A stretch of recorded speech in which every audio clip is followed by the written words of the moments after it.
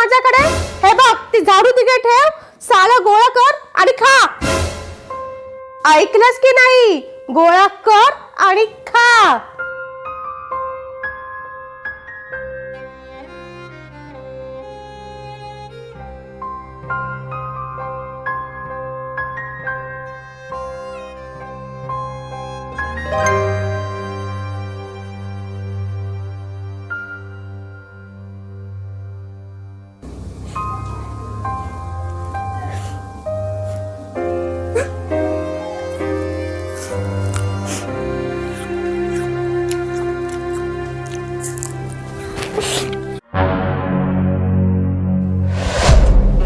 हे काय?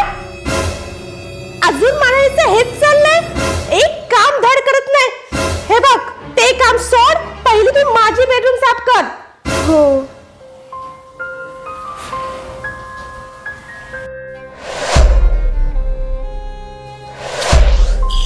आई तर मेली आणि हे ओझं माझ्या अंगावर टाकून गेली. देवी माते, तू माझी आई माझ्यापासून का हिरावून घेतलीस? माझी आई मला परत दे माते.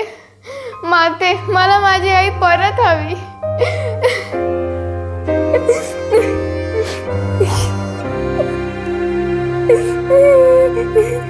किती कंटाळले मी. काही एक काम करते, थोडा वेळ मी झोपतेच.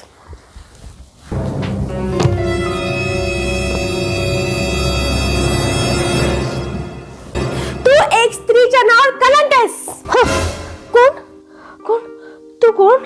त्या निष्पाप मुलीला त्रास देऊन तिच्यावर अत्याचार करून तुला कोणतं सुख मिळते? ती तुझी मुलगी नसली तरी ती कोणाची तरी मुलगी आहे ना, हे तुला कळू नये?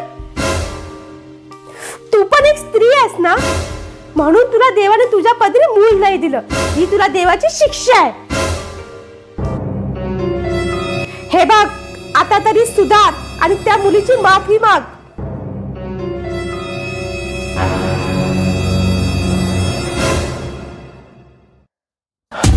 पिंकी. आई, तुला काय हवंय का? पाणी देऊ का? पिंकी बाळा, आजपासून ही कोणतीच कामं करायची नाही. तू शाळेत जायचं, चांगलं शिकायचं, चांगले कपडे घालायचे. आजपासून तू माझी सावत्र मुलगी नाही तर सख्खी मुलगी आहेस. तू मला आई म्हणायचं.